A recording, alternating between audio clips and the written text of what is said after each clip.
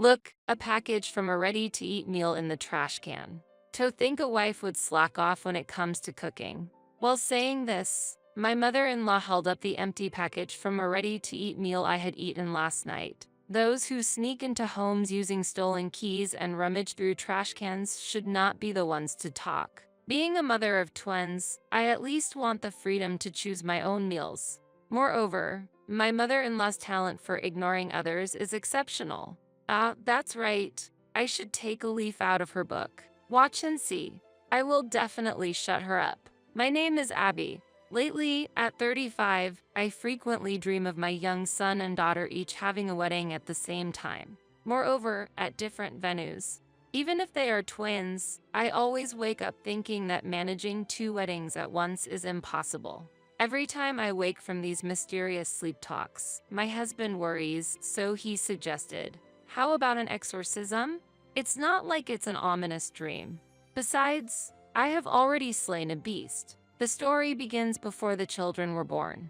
After dating for 3 years, I got pregnant with Kevin's child, and finally, he proposed. "You're late," I laughingly complained as we realized our dream of a child and marriage, savoring our happiness. But greeting his parents was when the difficulties began. While my family easily approved of the marriage, his family was very strict. Kevin's father had already passed away, and only his mother lived at home. She has always been dependent on Kevin, which is why it took him so long to decide to marry me. Kevin was a reliable man and not overly devoted to his mother. His mother, without reason, frequently contacted and visited us, so tried to avoid her. As a result, during our relationship, we never lived together so we could escape from his mother's scrutiny. Kevin often visited my place, practically making our marriage a commuter one. But it was not a luxury. His mother loved him dearly and was overtly hostile when she first met me. An unsuitable bride is not right for Kevin. She criticized me, saying rude things like, "Is it really Kevin's child? And a flashy woman must have other men." Sorry, my family and I just have distinct facial features. Despite her opposition, Kevin decided on marriage, and we formally submitted our marriage registration. He was a trustworthy husband. However, that's when the problems began. After giving birth to twins, I struggled with childcare alone when suddenly his mother started visiting our home. How did she know our address when I never told her? Turns out she followed Kevin. Maybe she should have become a detective. At that time, Kevin was on a business trip for a month to fix a subordinate's mistake. So, I had to deal with his mother by myself. "I'm coming in. I brought food. Want to join me?" she said while already reaching for the door to enter. "Please wait. The room is a bit messy right now." "That's not good. I'll clean it up for you." "It's not like that. I'm tied up with childcare." "I'm sorry. I can't attend to you right now." How relieving it would be if I could say that. However, she invaded the room further before I could fully refuse. What a mess. The living room is really messy. After scrutinizing the living room, she even turned her attention to the bedroom. "This won't do. The sheets are a mess." The kids just fell asleep, so I was resting a bit. "You shouldn't slack off when you're not sick. Do your housework properly." "Yes, I'm sorry." Why must I be scolded by someone who visits without notice? "Well, let's have lunch. I brought pasta." As she said this, my mother-in-law took out the pasta from the bag. "Wow, it looks delicious," I exclaimed, excitedly. "How greedy of you." "I didn't buy one for you," said my mother-in-law. "What?" I said in surprise, and she just smiled at me. "This is food I bought for myself," she said. It was just a normal takeout order.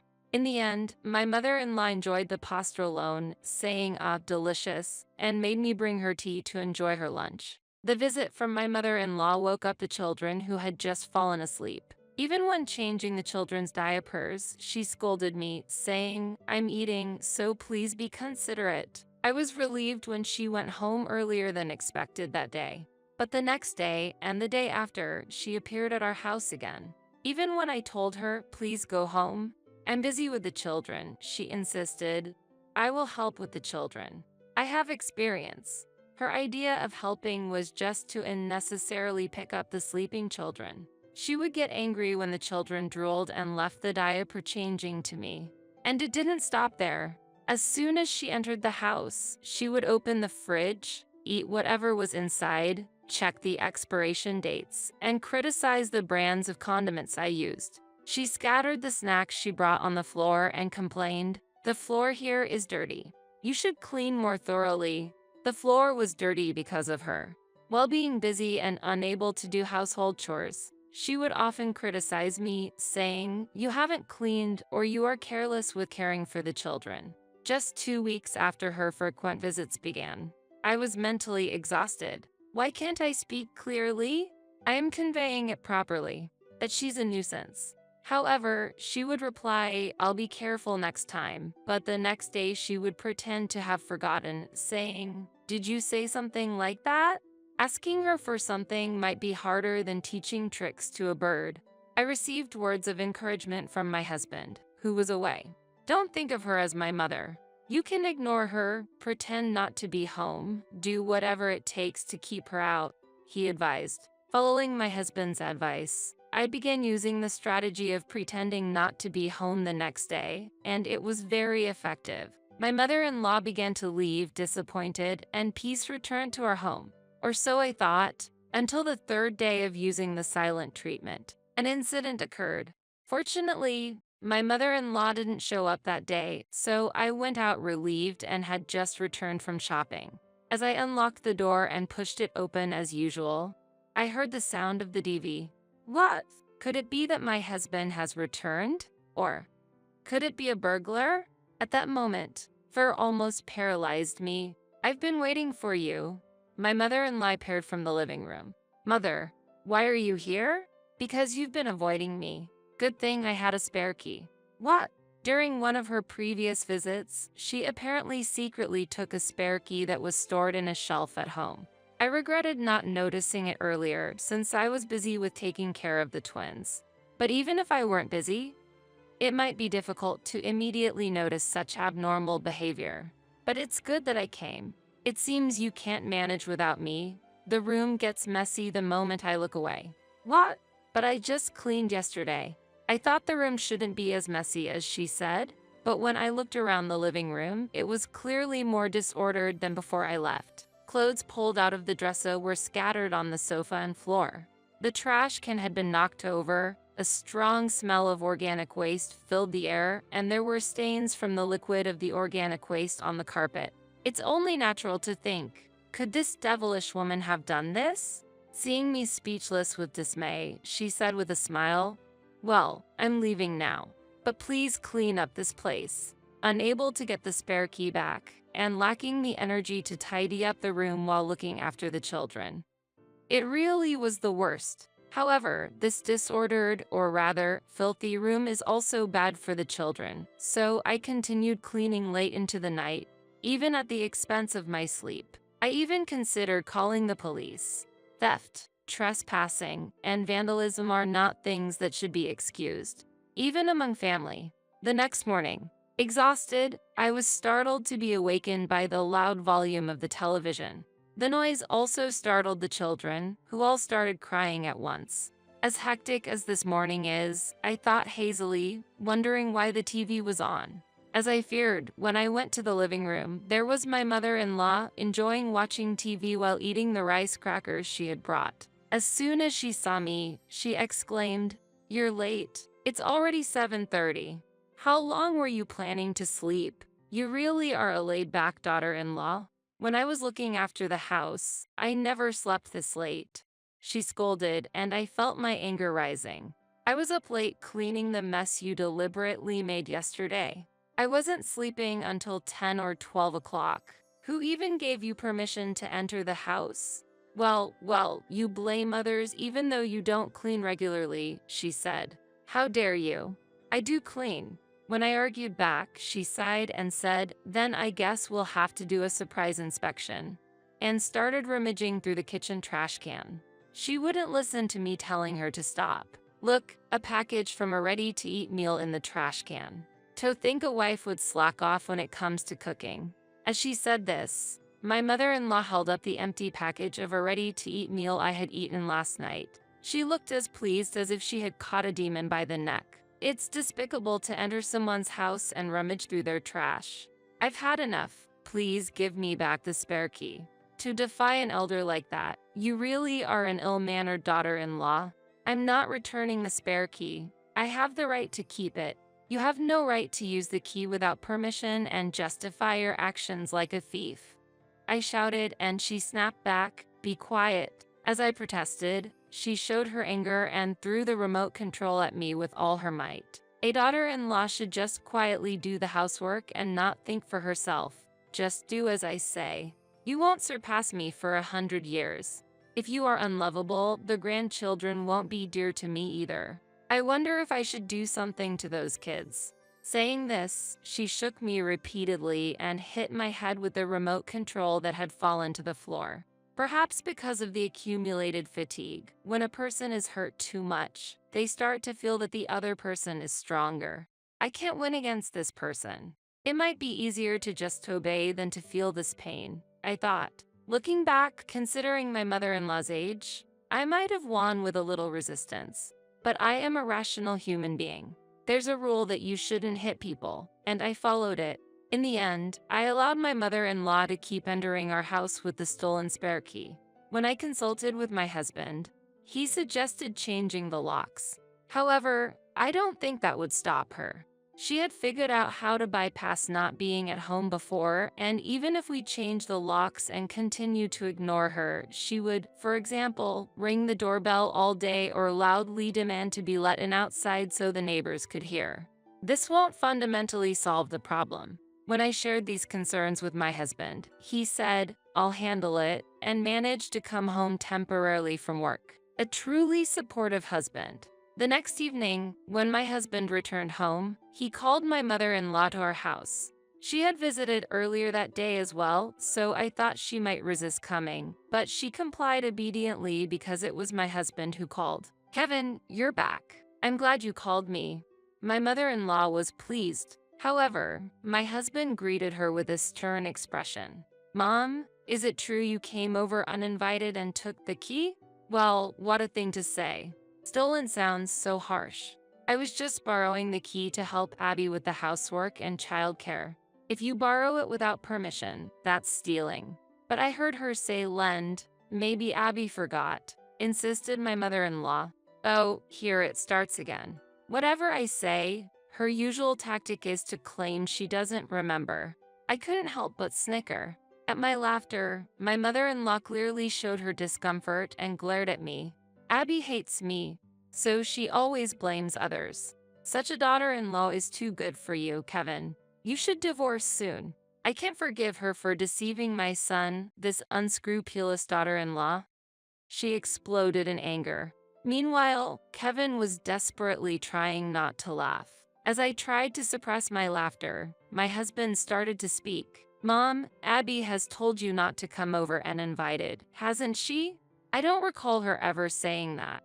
And you were also told not to open the fridge or give the kids chocolate without asking, right? I don't remember any of that." That's a lie from Abby. "Okay, I understand. Mom, let's go to a nursing home." What? When you have dementia, you can't distinguish between what's yours and what's others, and you end up stealing things without realizing it. That's exactly what's happening to you. Abby wants to forgive you because it's a disease. It can't be helped. Wait a minute, Kevin. Also, looking at how you just behaved, losing control of your emotions and insulting people. These are typical signs of dementia. Kevin, I really am fine. People with dementia always claim that. They say they're fine and then can't listen to others, which is also a symptom. My husband, knowing his mother was fine, pointed out all her behaviors and asserted, "You have dementia." My mother-in-law's face quickly turned red as she shouted, "I am fine," and threw the newspaper she was holding. Dementia can make someone aggressive. The symptoms are quite advanced. We should call an ambulance right away. That's serious. As we spoke with serious expressions, my mother-in-law raised her voice. "Do you really think so?" "Yes, really. You don't need to be a doctor to see it. It's clear that you show symptoms of dementia. or it might be a mental disorder. Mom, which would you prefer, treatment for your illness or a nursing home? As we answered with a smile, my mother-in-law was outraged to be looked down upon like this. Kevin, when did you change so much? Is it because of her that you've gone crazy? I've always felt suffocated by your overprotection. Nothing has changed. It's only natural to become stricter with you as the family grows. But if you're sick, there's no helping. We should forget about the past and go to the nursing home. Treating your own parent like an enemy? If a parent steals things at home, they can be seen as an enemy. Not just the keys, she might steal other things too. I tried to help Abby with the childcare. Is your idea of helping with childcare just holding the kids and saying, "Let me change your diaper"? Or just holding them? You were only pulling us down, and it was better when you weren't here. Plus, you said scary things about not knowing what you might do to the kids. At my words, my mother-in-law showed a pained expression. I've been hit on the head before, and the police tend to be lenient with family, but with so many dangerous behaviors, if we seriously complain, the police will act. As I gave my mother-in-law a stern look, her body suddenly shook. It was rare for me to show such strong emotions, and my mother-in-law seemed surprised by that. Listen, Mom, if I get serious, I could ask a doctor friend to make a fake diagnosis of mental illness or dementia. If you continue to trouble us, I will seriously send you to a facility or hospital. If you don't want that, stay away from us. My husband slammed the table, which seemed to frighten my mother-in-law as she turned pale and started to tremble. Meanwhile, I rushed to comfort our child, who had been woken up by the noise in the next room. My husband also helped, holding our son. Mom, how long are you going to sit there?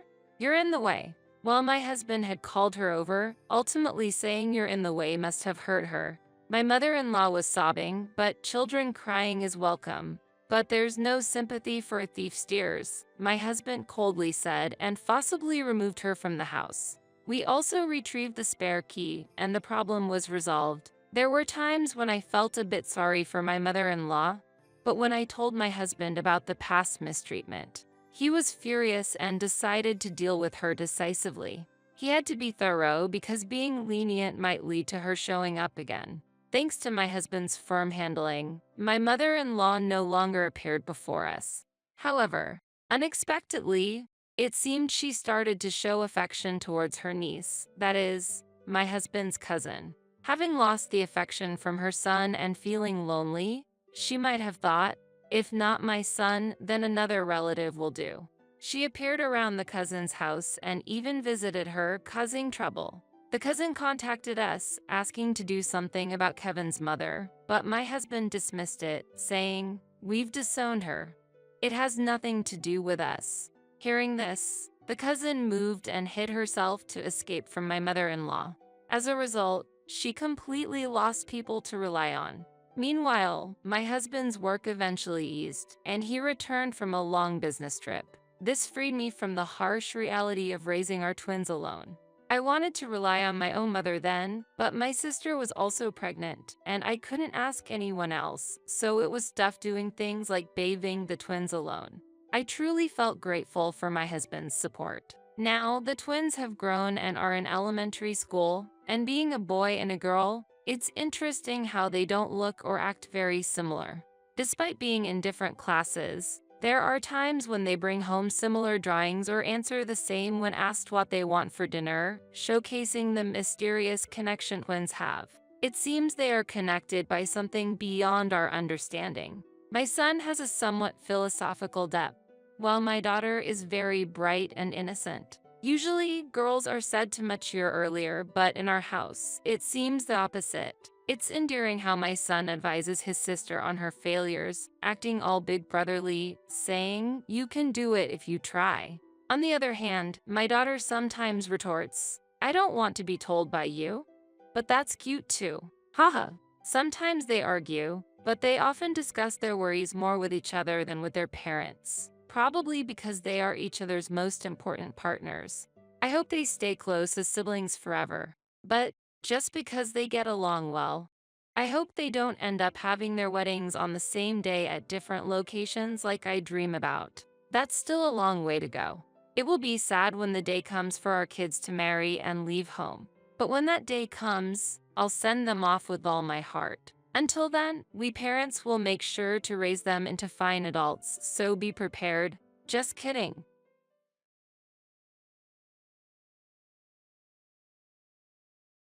Now the house is mine. If you have any complaints, let's get a divorce.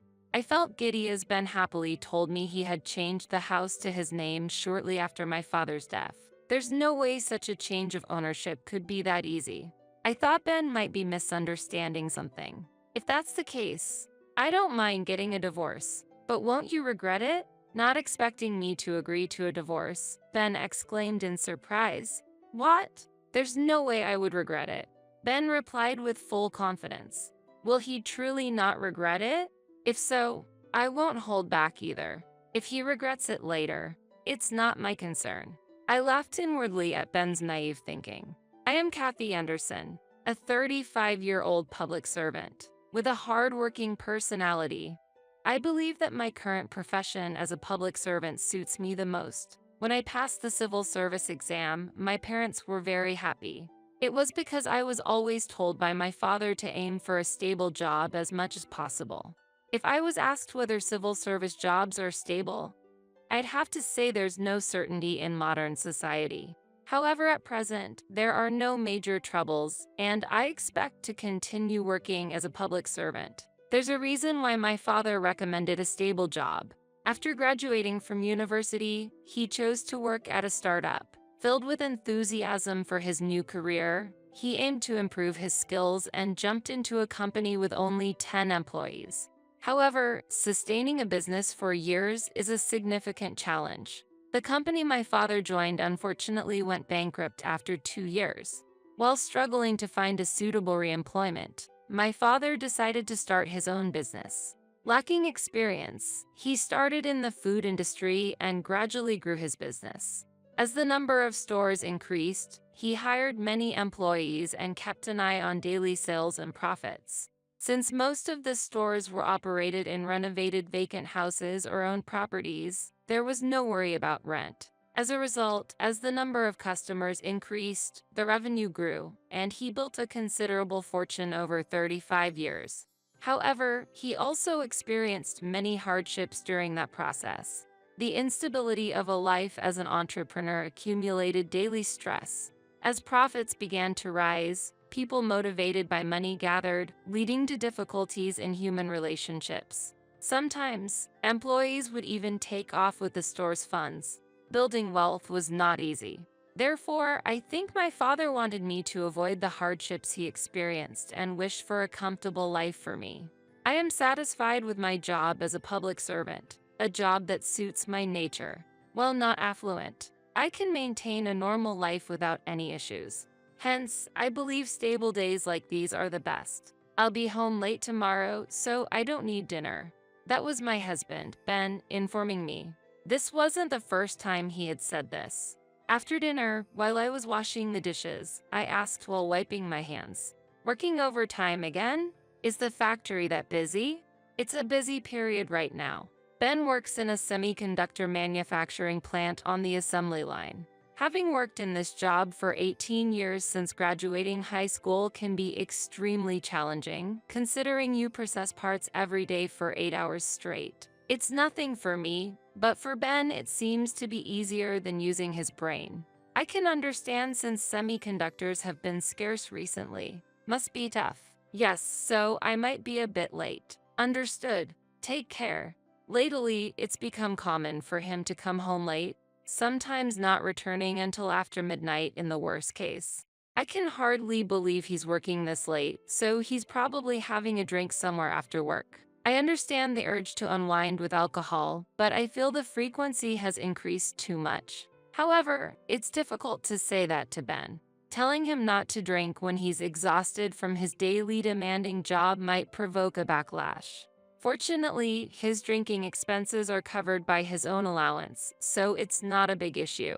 As I watch Ben head to the bedroom, I roll my shoulders extensively. Lately, my shoulder pain has worsened. Life with Ben is full of mismatches, and it seems like the mental stress is starting to manifest itself physically. I try to tell myself not to overthink. I met Ben during my second year of high school. He was attending a nearby boys' high school and approached me during a cultural festival. Initially hesitant when the younger Ben asked for my contact information, I eventually gave in to his persistent approach. When I asked why he was so interested in someone as plain as me, he shyly admitted that he liked my appearance. On the other hand, I had a rather frivolous impression of Ben at first, so I was quite worried. However, contrary to my expectations, his sincere personality became evident, and I gradually found myself drawn to him. Even after Ben started working post-high school and I became a civil servant following university, he has always been my partner. We got married at 27 but haven't been blessed with children. It may not be possible anymore, but I feel our life together is not bad. As long as I can spend the future with the present Ben, that's enough. He probably feels the same. In the midst of these peaceful yet busy days, an unexpected call came to my phone. Hello? Kathy. Oh, good. You're there. Are you at work? Yes, what's up?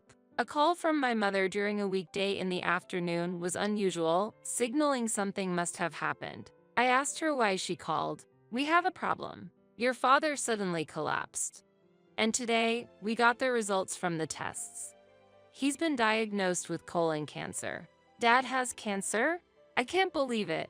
The word cancer from my mother left me shocked. We've never had cancer in our family before. But it's true that my father, being a business owner, had neglected his health checkups. So, it's not surprising that the disease was discovered late. I'm telling the truth. And it seems to be quite advanced. That's terrible. But aren't there advanced treatments for cancer these days?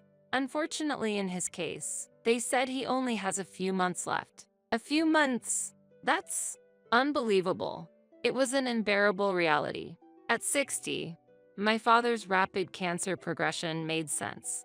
Due to the late discovery, the cancer was terminal, and despite medical advancements, treatment would be challenging. My mother explained through tears. I understand. I'll return home for a bit. I'll talk to Ben too. That would be helpful, Kathy. My father is an important figure to me. I couldn't just stand by when he's in trouble. Ben would understand. Distracted, I finished my work and headed home. Ben, who had returned home unusually early, noticed my somber demeanor and asked, "What's wrong? You seem down." Ben was enjoying a beer in the living room. I shared everything about my mother's call with Ben and discussed returning to my parents' home for a while. That's worrisome. Understood. Support your father while you're there. Thank you. Sorry for not being able to prepare meals while I'm away. No problem. I've been getting home late from work lately. I'll just eat out in the meantime. But you should have a proper meal once in a while. Don't worry, I'll be careful. Ben listened calmly. Feeling reassured, I started packing for my trip home the next day. As bedtime approached and I was about to head to my room, I heard Ben's voice on the phone from his room. He must be talking to someone. I didn't intend to eavesdrop, but I stopped in my tracks when I caught a snippet of his conversation. It seems he will pass away soon. Can you do something about the matter we discussed earlier? Pass away? Was he talking about my father? Yes, that's right. I understand. Please take care of it once he's gone. It wasn't clear who he was talking to or what the arrangement was, but it was evident that the conversation was about my father's situation. Why use such a term as gone? Ben had never spoken disrespectfully about my father, even if their relationship wasn't especially close. Ben wasn't the type to be indifferent in such a critical situation. Yet, why does it seem like Ben doesn't care about my father? Even though my father is terminally ill, he is still alive, and discussing matters after he is gone with someone else is inappropriate. At that moment, my trust in Ben wavered. Since then, I couldn't shake off my suspicions about Ben. Take care, Ben said cheerfully as he saw me off, but I couldn't stop thinking about his phone conversation on my way home. It seemed like he was plotting something. If it's related to my father, it must be about money. I never told Ben about the extent of my father's wealth. I felt discussing finances might lead to problems, so I decided we could discuss inheritance when the time came. At this stage, I didn't see the necessity to talk about it. I wasn't hiding it. I just thought it was premature. But what if Ben knew about my father's wealth and was targeting it? I shouldn't think about it too much. While trying to dispel these negative thoughts, I spent time supporting my father and enjoying pleasant conversations. I'm grateful, Kathy, Mom. I'm a lucky man. You don't have to be so formal. It's too early to be thankful. We tried to maintain a cheerful atmosphere while looking at my father's calm smile. The last moments with my father ended 3 months later. Neither my mother nor I were fully prepared for the premature goodbye. During the funeral, I was in a daze, struggling to accept the reality that my father was no longer in this world. On the other hand, Ben was oddly cheerful, which felt unsettling to me. It wasn't until a week after the funeral, as I was drinking alone in the living room, that Ben approached and said, "The hassle is finally over." Crossing his arms and clasping his hands behind his head, he spoke with a cold gaze. "Hassle? Yes, exactly. I was hoping your father would kick the bucket a bit sooner. But even after that, there were still procedures like the funeral to deal with, so it was a pain in the butt." "How can you say that? Someone has died, my father at that. How can you talk like that?" I couldn't help but retort to Ben's astonishing statement. It became clear that Ben had actually wished for my father's early death. I remembered the phone conversation about my father. What were Ben's true intentions? When can we receive the inheritance? Your family is quite wealthy, right? I know there's a substantial fortune to be had. At that moment, I understood what Ben had been aiming for. I never imagined Ben would have his eyes on my family's wealth.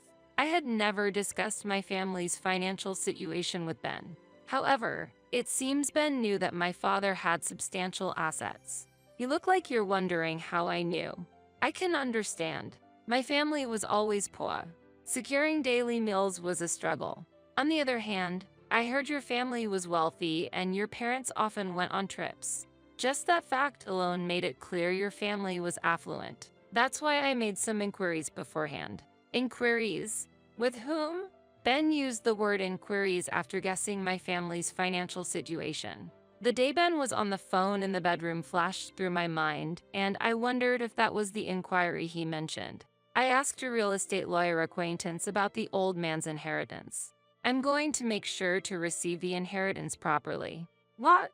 I was shocked that he had discussed the inheritance with someone else without my consent, and doing so while my father was still alive. At that moment, I began to doubt whether the person in front of me was truly my husband. "You'll get a response soon. Just wait." With that, Ben returned to the bedroom. He was probably going to contact that lawyer again.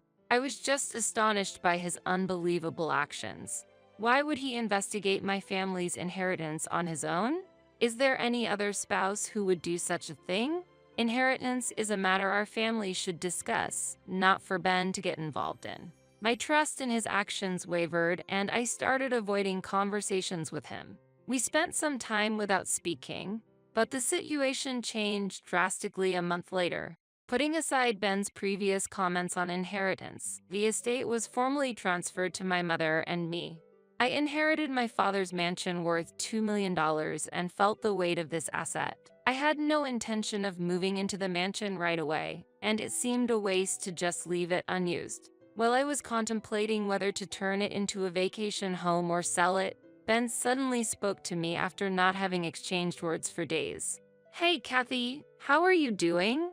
How ironic, considering we lived under the same roof. Ignoring his words, I reached for a book nearby, but he continued, "Listen, I've changed the ownership of the mansion you inherited to my name." I stopped reading and stared at him in astonishment. "What are you talking about?" "Yeah, I asked that real estate lawyer to proceed with the title transfer." "You did a title transfer, really?" "Yes, really." I was speechless. Not only did he do it behind my back, I also had a problem with the lawyer involved. Now the house is mine. If you have a problem with that, we can get a divorce. And I'll be giving the house to my family. My brother has been wanting a larger house, so I want to make him happy. Just after my father's death, Ben was happily talking about changing the house to his name, and I felt dizzy. It seemed unlikely that a title transfer could be done so easily. And for his family to move in? I thought Ben might be misunderstanding something but was at a loss for words. His actions infuriated me, and I couldn't let this go. It would be better to plan and retaliate rather than confront him with words. If that's the case, I don't mind getting a divorce, but won't you regret it? Ben seemed surprised that I would accept a divorce so readily. Regret? There's no way I would. Ben replied with full confidence. Will he truly not regret it? If so, I won't hold back either. If he regrets it later, that's his problem.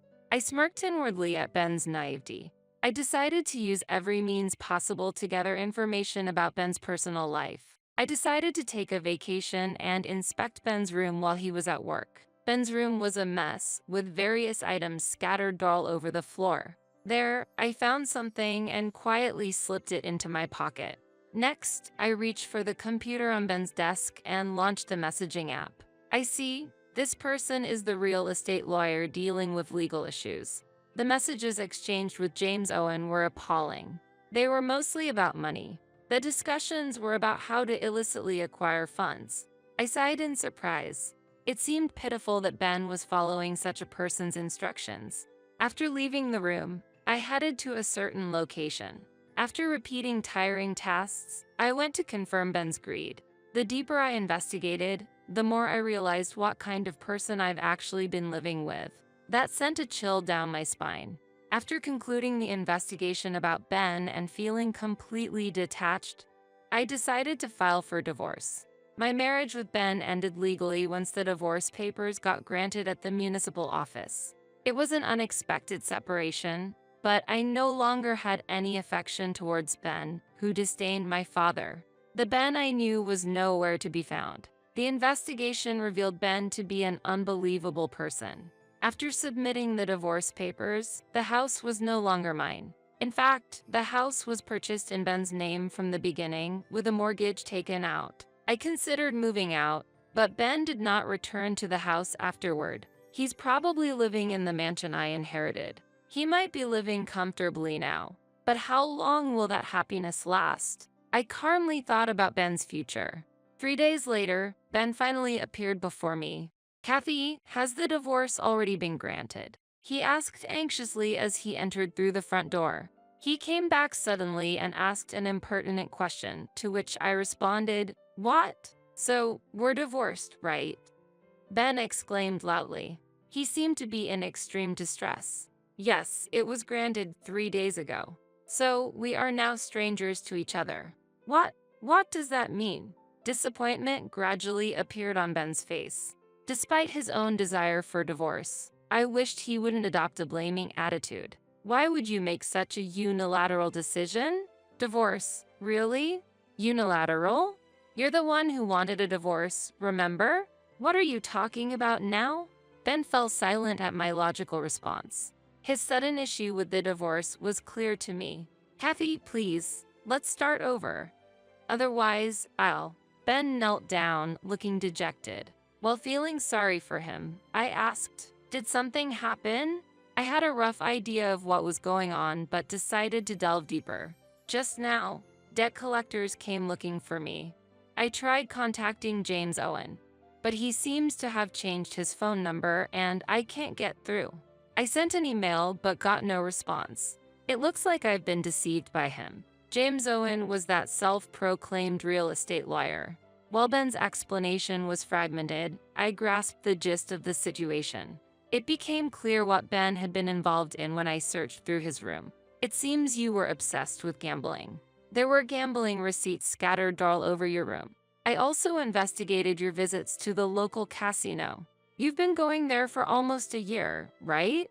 Is that why you ran out of funds? Checking our joint bank account, I noticed gradual withdrawals that I couldn't recall, and it turned out you were also taking money from our savings. Is that why you were duped by that real estate lawyer? Exactly. Ben had been secretly spending his days gambling without my knowledge. The reason for his late returns was not due to drinking parties but because of gambling. When the inheritance from my father came up, It must have seemed like an opportunity for him. He had consulted with the so-called real estate lawyer Owen on how to get his hands on the inheritance. Yes, that's right. I know gambling is wrong, but I was deceived by that person. The grand mansion that Kathy inherited didn't become mine. I'll go bankrupt at this rate. That would be sad, right? That's why I'm asking for help. How ironic of him to propose divorce only to beg for reconciliation later. I felt contempt rather than anger for the pitiful behavior of my former partner. Has he forgotten that he secretly wished for my father's death and insulted him? I couldn't even consider that man as my ex-husband. What? What are you talking about? You're the problem, aren't you? Sympathy.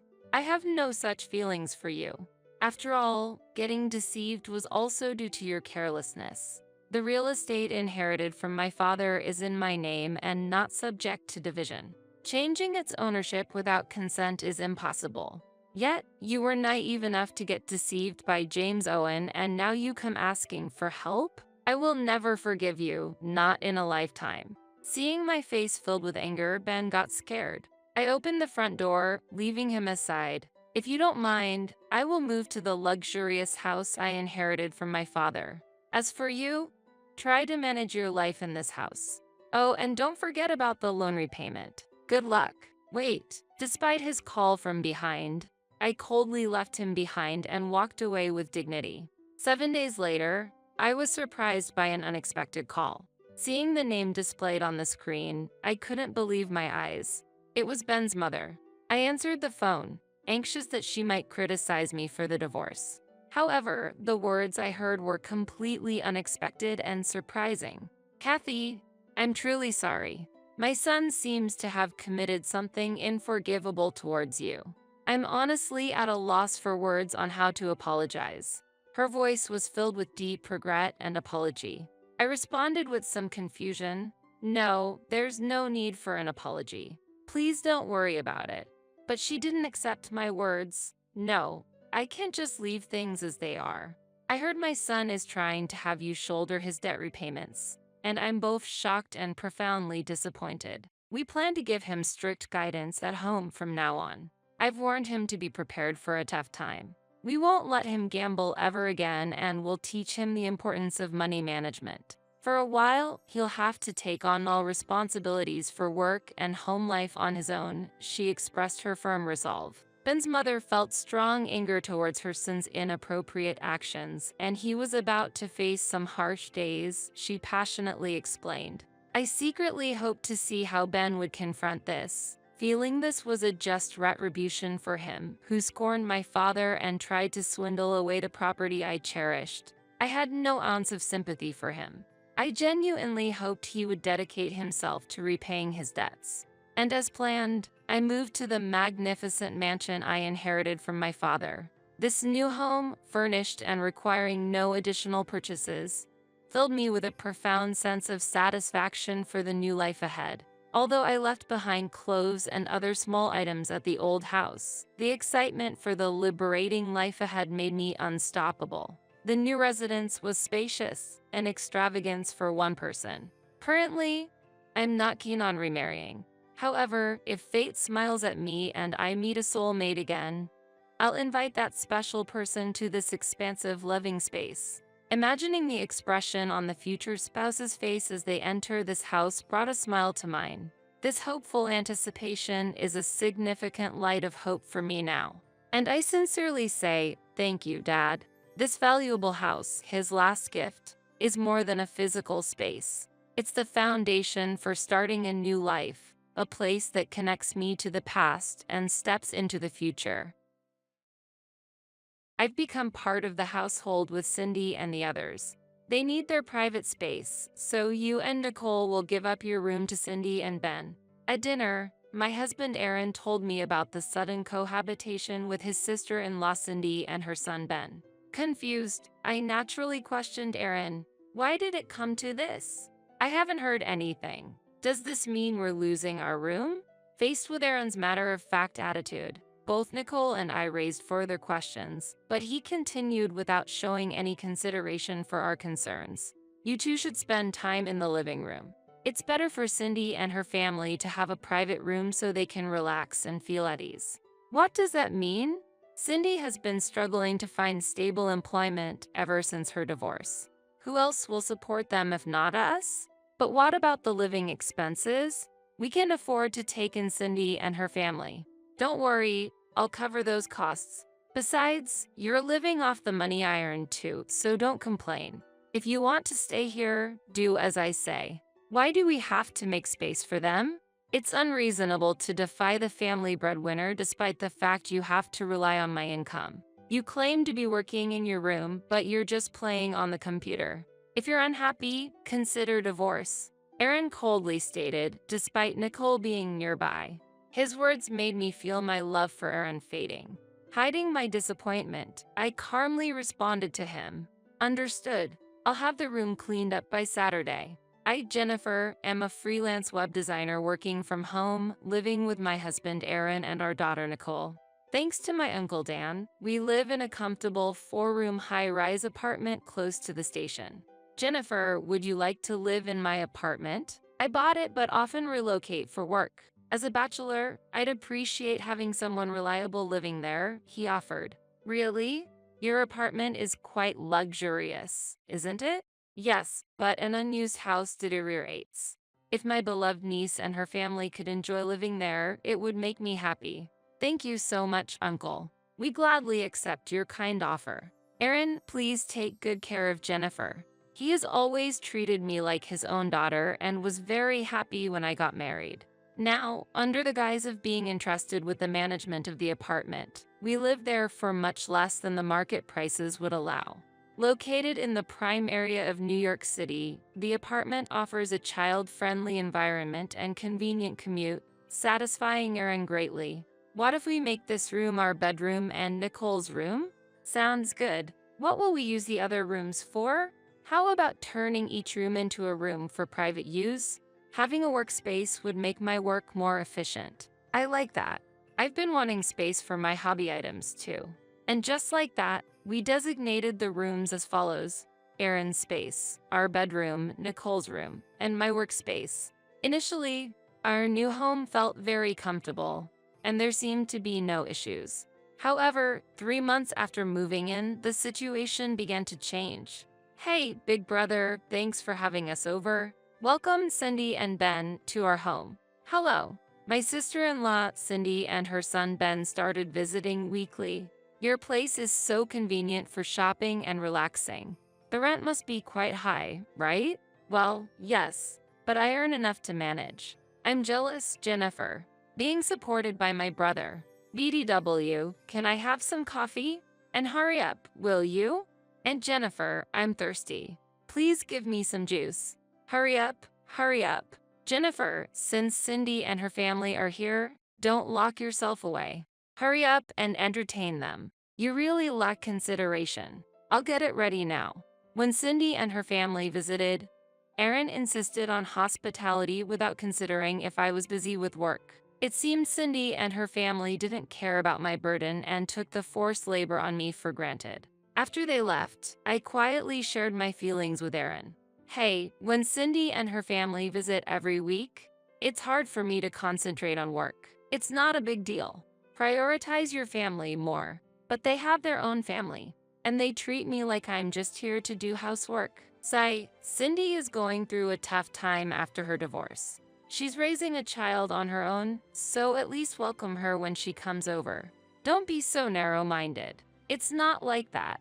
Plus, every time they come, I prepare special meals and buy things Ben wants. It's my money that I've earned, so you have no right to complain. Aaron yelled at me, turned his back, and left the room, eventually shutting himself out in the bedroom. Since then, Cindy has started visiting not only on weekends but also on weekdays. Hello, just came by. You seem to have lots of time on your hands, Jennifer. I actually work from home. I'm busy during the weekdays, and weekends are full with household chores. So, it would help if you could refrain from visiting too often. Oh, but this is my brother's house, right? I have the right to visit. Besides, your work is just sitting at the computer, isn't it? If you must visit, could you please give me a heads up? Unannounced visits require preparation on our part. My brother told me I could come anytime I want. But anyway, I'm thirsty, so could you hurry up and get me something to drink? Since Cindy started coming over even on weekdays, I've been unable to concentrate on my work and was feeling at a loss. Thinking I have to do something about this, I started to avoid opening the door even when Cindy came. Needless to say, Cindy caused a commotion at the front door. "Hey, Jennifer, I know you're in there. Stop pretending and just open the door. Please don't make a scene at the front door. It bothers the neighbors. You're the one at fault for not opening the door. I have permission from the homeowner. I'll keep raising my voice until you open the door. I'll open it now, so please be quiet. See, it wouldn't have come to this if you had just opened the door earlier." Concerned about the neighbor's gaze and not wanting to trouble my uncle, I reluctantly opened the door. Days passed when all of a sudden Aaron said, "Just a heads up, Cindy and her family will be coming over next Saturday." What? I couldn't hide my confusion at Aaron's announcement, as he usually doesn't inform me about Cindy's family visits in advance. "Clean up your workspace and Nicole's room, will you?" Nicole, did you get that? Why do we need to clean up our rooms? I asked Aaron, naturally not being able to grasp the situation. We're going to live with Cindy and her family. They need their private space, so your room and Nicole's will be given to Cindy and Ben. Why? I haven't heard about this. Are we losing our rooms? Nicole and I pressed further, but Aaron continued without showing any consideration for our questions. "You two should stay in the living room. It's better for Cindy and her family to relax in a private room without feeling obligated." What do you mean by that? Cindy has been struggling to find stable employment ever since her divorce. If we don't support them, who will? But what about living expenses? We can afford to take in Cindy and her family. Don't worry, I'll cover those costs. Besides, you're living off the money I earn, so don't complain. If you want to stay here, do as I say. Why do we have to make space for them? It's unreasonable to defy the family breadwinner despite the fact you have to rely on my income. You claim to be working in your room, but you're just playing on the computer. If you're unhappy, consider divorce. Aaron coldly stated, despite Nicole being nearby. His words made me feel my love for Aaron slowly fading. Hiding my disappointment, I calmly responded to him. "Understood. I'll have the room cleaned up by Saturday." The next day, when Aaron returned from work and saw me tidying up the room, he nodded in satisfaction. "Make sure you finish before Cindy and her family arrive. I'm well aware of that." What's with that tone? Nothing at all. Aaron seemed displeased with my sullen response, rummaged through his bag, and pulled out a piece of paper. "I've despised your rebellious attitude from the start. Be prepared for a serious consideration of divorce if you defy me again." With that, Aaron threw the signed divorce papers at me and locked himself in his room. I picked up the thrown divorce papers, carefully folded them, and put them in my pocket, then continued tidying up the room. And then Saturday came. As Aaron had foretold, Cindy's family came over. "This is your new room, Cindy. Feel free to use it without any hesitation. And this way is Ben's room." Aaron greeted Cindy and her son with a smile, guiding them to their new rooms. The room that was once my workspace and Nicole's room were now empty, and Cindy and her family were delighted with their new space. I'm glad. This room has good sunlight and a great view. It's spacious and perfect. Thank you so much, brother. Uncle Aaron, this is my new room, right? Yes, that's correct. It's wonderful. I feel sorry for Jennifer and Nicole, but we're family too, so it can't be helped. Cindy, there's no need to worry. Jennifer and Nicole are used to living in the living room, right, Jennifer? In response to Aaron and Cindy's cheerful demeanor, I raised a question. I don't mind giving up the room, but how will we cover the rent and Cindy's living expenses? Aaron vehemently argued, perhaps not grasping the intent behind my question. Of course, life goes on. The additional expenses for Cindy and Ben are no problem. Why such a question? Hasn't our household been sustained by my income? Your minimal income makes little to no difference. My salary alone is enough to get by. Is that so? Well, it's irrelevant to us since we'll be leaving this room soon anyway. Be quiet. Why dampen the mood on such a joyful day? If you want to leave, feel free to do so. It'll be financially easier without you. Yes, you say you're working, but in the end it's just for display, no? Playing on the computer doesn't earn an income. I don't mind leaving this room, but won't you struggle to make ends meet without me? Against Aaron and Cindy's disparaging remarks, I presented them with reality. Can you still say that after seeing this? I showed them a piece of paper. What is this? This is the lease agreement for this house. What? The rent is $1,800? Aaron began to panic upon seeing the amount of the rent. Yes, remember when we rented this house from Uncle Dan? We officially went through a real estate agent for the contract. You signed without checking the details. Huh, no way. I thought it would be more affordable since he's family. But what does it matter? Brother has been paying up until now. So there's nothing to worry about, right? Staying here means Aaron will have to bear the full rent going forward. Are you truly able to do that? I posed this question to Aaron, but he was at a loss for words. Naturally, you can pay, right? Right, brother? Aaron remained silent, his face turning pale, while Cindy couldn't hide her anxiety. Brother, are you okay? Say something. Since Aaron remained silent, I explained the situation. Actually, his monthly income is only $1,300. That's not enough to live in this housing, let alone cover the rent. What do you mean? Brother's income is that low? Yes, he's been working temporary jobs. Then, how have the rent and living expenses been managed up to now? I've been paying for them. I earn more than 3 times his income with my web design work. No way, you earn that much?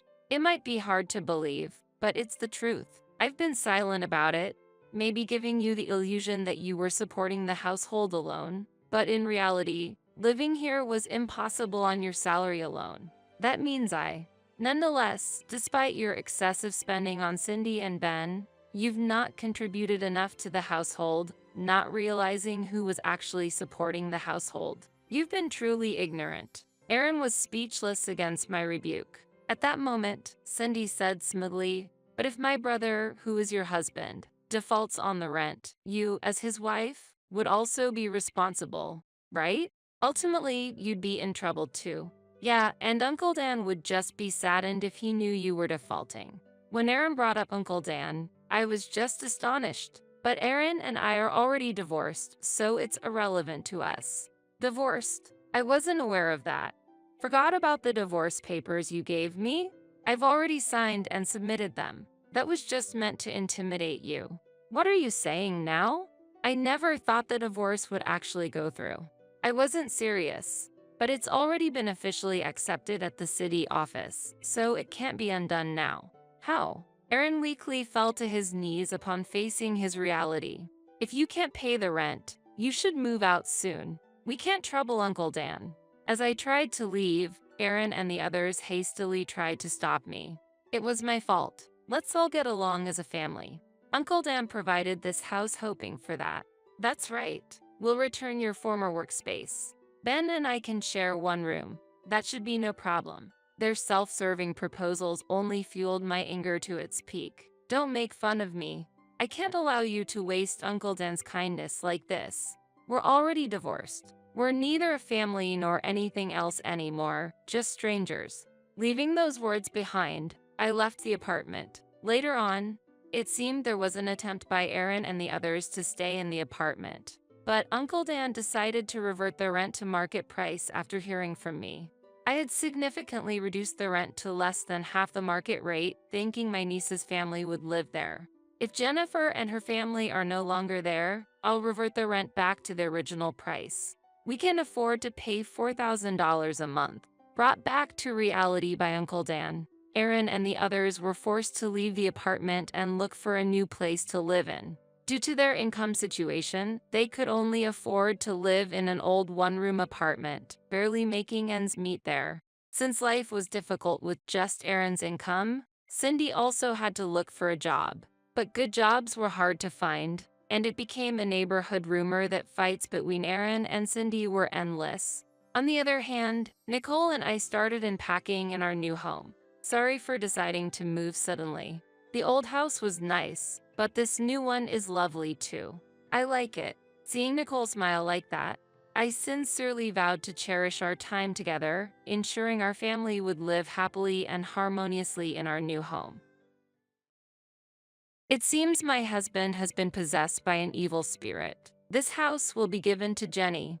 If you disagree, let's divorce. To think that the house I bought would be given to our eldest son's spouse. You better leave this house quickly. Ha. My husband sided with his daughter-in-law. I will put the house under my name. A monthly repayment of $1,800 is possible. Ha. My eldest son is also on his wife's side. Well, I'm no longer attached to such a dirty house. Then, as you all say, I will leave this house. You three will suffer from now on. Be on the lookout for what's about to happen. My name is Dorothy, and I am 60 years old. I hold a senior position in a leading company and have a higher status than usual. I live with my husband, Frank, who is 2 years younger than me. Last year, we renovated our house in preparation for the future. Our house was built by my father and has aged and deteriorated over the years. Therefore, we wanted to improve the living conditions to spend the coming years comfortably. However, considering our age, the monthly repayment amount is somewhat high at $1,800. But since I am an executive at a large company, the chances of passing the loan screening are pretty high. Frank works in management at a medium-sized restaurant but earns less than me, so the loan is more likely to be approved in my name. My salary alone makes it difficult to continue with the house loan. This house, originally belonging to your father, is currently registered in your name. I'm sorry, but could you take on the full amount of the loan? In return, I will contribute more to the household than before. After such a discussion, we decided to renovate. The renovated house has become more comfortable to live in, almost like a different place. It's very pleasing to know that by renovating the house I've lived in since childhood, I can continue to live here for a long time. I never imagined that the day I would leave this house would come. It was sudden. My cell phone vibrated. I'm getting married. My son Steve told me over the phone. Steve is 31 years old and works as a middle manager in a leading company. My eldest son, who has always been an excellent student, devoted to his studies and club activities, has continued to be enthusiastic about his work as an adult. That might be why I have never heard about his romantic relationships. I was very curious about the woman he was considering marrying. I wonder what kind of person she is. If Steve chose her, she must be charming. However, I'm worried that Steve, who has little experience in love, might be taken advantage of by someone with ulterior motives. I was filled with excitement and worry about meeting the woman my son brought home for the first time.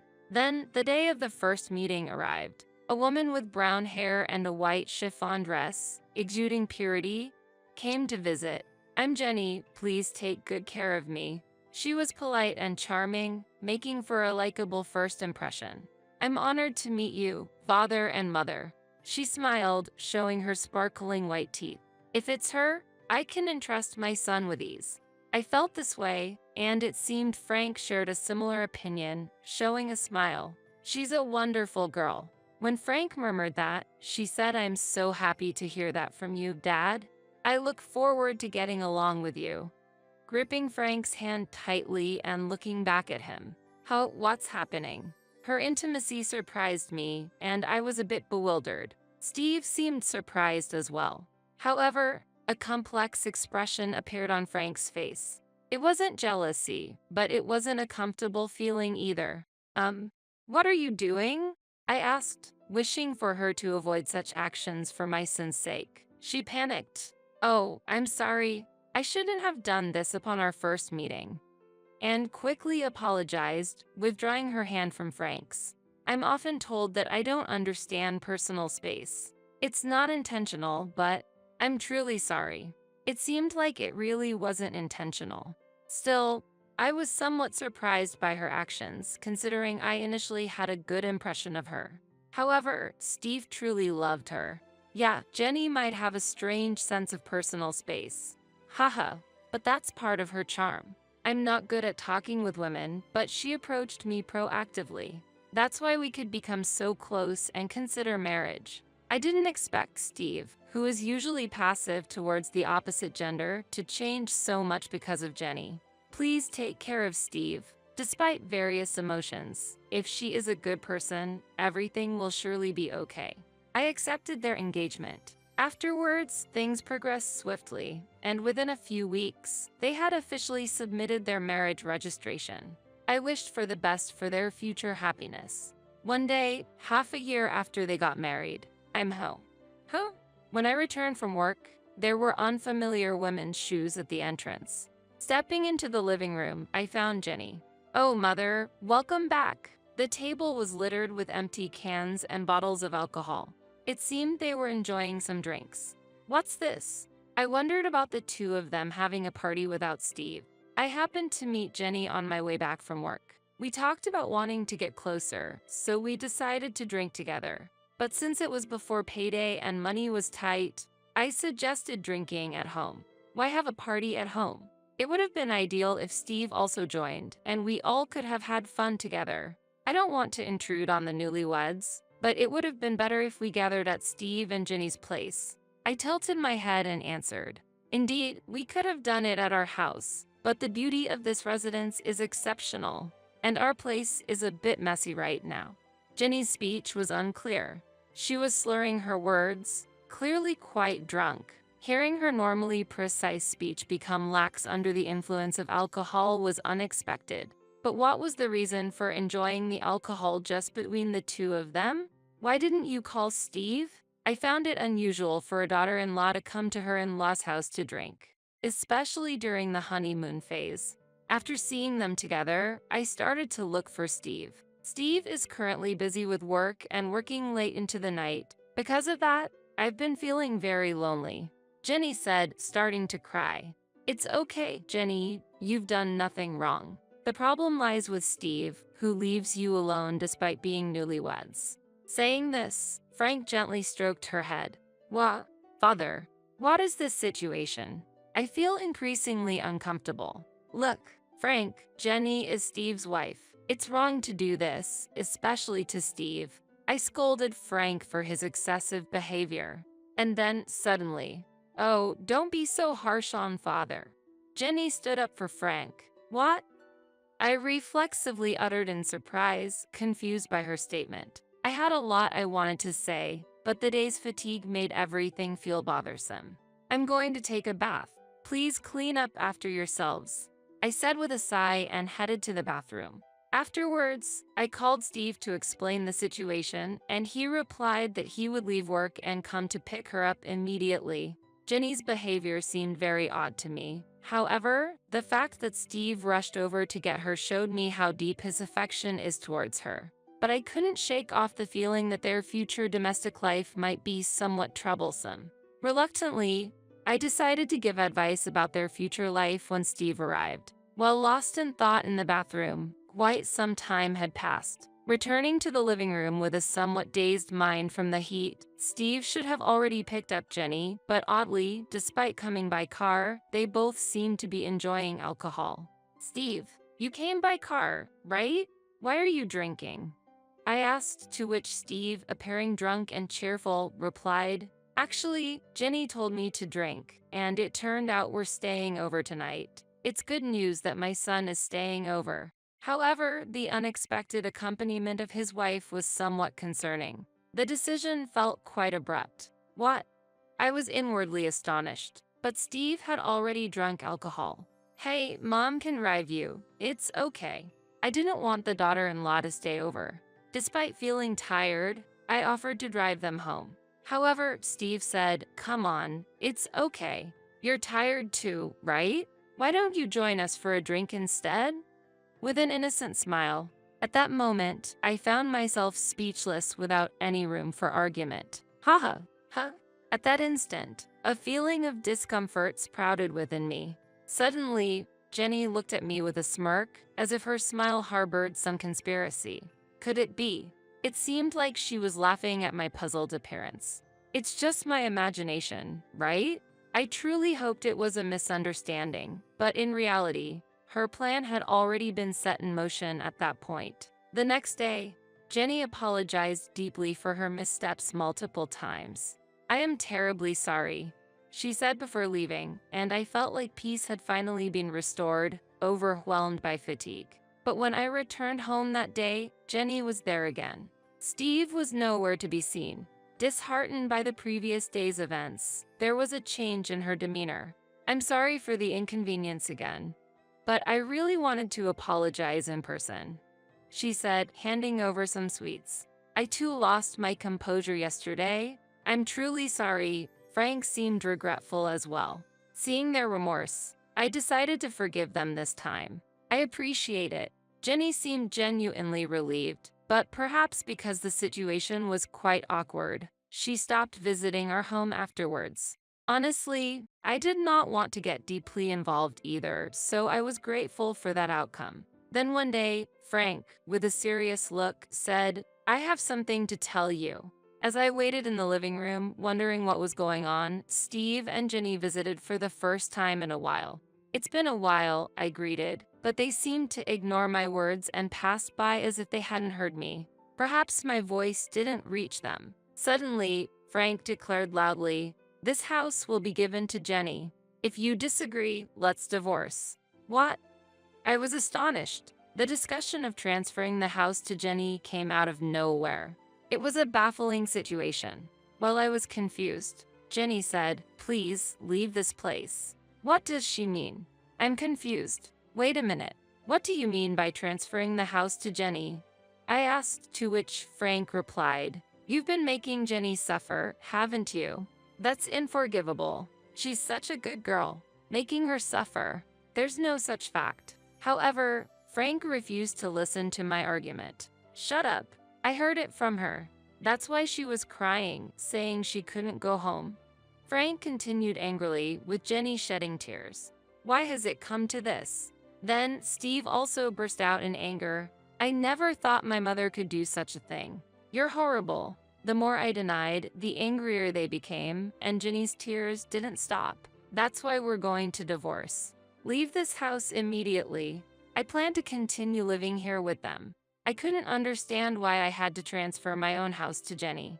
When I asked for the reason, because Jenny is deeply hurt. We could have sought compensation, but we thought of a better solution. "Taking this valuable house from you and giving it to Jenny is the appropriate punishment for you," was the response I received, even though I didn't make her suffer. Why should I face such retaliation? It's impossible for Jenny, who quit her job after getting married, to pay a monthly loan of $1,800, I argued. "Don't worry. We'll change the name to Steve. As long as Steve is working, the name change should be possible right away." However, there are restrictions on changing the name on a loan contract, so it wouldn't be that simple. In reality, changing the loan terms wouldn't be easy. I doubt the bank will allow it. When I counted, Frank said, "Don't worry, not only you, but Steve also works at a letting company. Plus, I have an acquaintance at the financial institution where you have the loan. If I talk to him, it should go smoothly." Appearing fully convinced. "Yeah, a monthly repayment of $1,800? Piece of cake." Influenced by Frank's confidence, Steve also agreed. Gradually, the reality of transferring the house to them became apparent. I've said it many times, but I didn't do anything to her. There's no way I'm handing over this house. As I strongly objected, they became furious again. I was fed up with this situation. Then Jenny, who had been crying all this time, spoke up. "Mother, for the sake of us and our unborn child, please," she pleaded while caressing her belly. Unbelievable. "Mom, Jenny is actually pregnant right now. If her mental state becomes unstable, it could lead to the worst-case scenario. That's why I hope you can be a bit more lenient." Steve revealed the fact of her pregnancy. Indeed, stress during pregnancy should be avoided. However, being forced to transfer my home based on unfounded accusations is unacceptable. My heart was filled with turmoil. "I need some peace and quiet," I said, leaving the scene for the bedroom. Could I have unconsciously made Jenny suffer? I pondered while lying in bed when I found a strand of brown hair on the bed. What's this? Both Frank and I have black hair, so finding brown hair here is strange. Could it be Frank? My heart was disturbed. After the recent troubles, to find such a shocking discovery was overwhelming. I was getting confused. What's in the world? I cried myself to sleep. Waking up late at night, I was headed to the living room when I heard voices inside. Apparently, Steve and Jenny hadn't gone home yet. I wished I could have joined the evening drink. Someone said, "But Jenny, you're pregnant. You need to refrain," was the response. Hearing Frank and Jenny conversing joyfully, it felt like there was no space for me. My heart was heavy due to Jenny's inexplicable complaints. Standing frozen outside the living room, suddenly, an intimate sound reached my ears. "Ah, Jenny, I love you." Frank's voice. "Stop it, Frank. If Steve and Mother find out," Jenny replied. Shocked, I was disturbed by what Frank and Jenny were doing. "What on earth is happening?" "Don't worry. Steve is completely drunk, and Dorothy has been cooped up in her room all this time. She must be asleep by now." Haha, they were discussing. Haha, maybe she's angry and hiding under the bed? How funny. Haha, they laughed together. The brown hair I found was probably Jenny's. This is very unpleasant. What were they doing on my bed where I slept? I felt sick. They intend to push me out and secretly enjoy themselves with Jenny. My house being used inappropriately like this. Fine. I'll leave this uncomfortable house behind. However, I won't forget this. I thought to myself. The next day, I appeared in front of the three as if nothing had happened. In reality, I couldn't sleep in that bed anymore, too shocked to even close my eyes. "So, you've finally decided to transfer the house?" They smiled all at once when I said, "I've decided to transfer the house." "Great. Let's go for the name change procedures. I'll easily pass the loan screening." Steve was excited. He knows nothing. Although it saddened me at the moment, I had no intention of revealing the truth to my son. He wouldn't listen to his mother since he was under his wife's thumb. At least not yet. Afterwards, busy days of divorce proceedings and name changes followed. The name change process wasn't easy, but it was eventually completed. "This house is no longer yours." "Haha," Frank taunted. "Hurry up and leave, old hag." "Haha," Jenny whispered in my ear. I felt nothing but anger. They were the ones who were supposed to leave. I intended to make them, but not before getting back at them. Letting go of the home I had lived in since I was born was painful. Yet, I could no longer feel attached to a place associated with infidelity. I planned to use this abnormal situation to create turmoil between them. Wait and see when the time comes. A month after I left the house. "I'm ready," is what I said and headed to my former home. As I pressed the doorbell, Frank responded irritably, "What do you want, stranger?" Despite it being our first encounter in a long time. "I have something to discuss. Won't you let me in?" I answered firmly. "Why should I let you into the house?" Frank stubbornly refused my entry. "I have something very important to discuss, especially to Jenny." "An important matter concerning Jenny?" Frank's response shifted. Mentioning her name, they readily invited me inside. Using her name was the last thing I wanted. However, it was clear that Frank was heavily influenced by her, so I leveraged that. "You're a stranger now." Stranger. Even though legally we're strangers after the divorce, that term felt too heartless. I was infuriated by Frank's reaction. "Why are you here now?"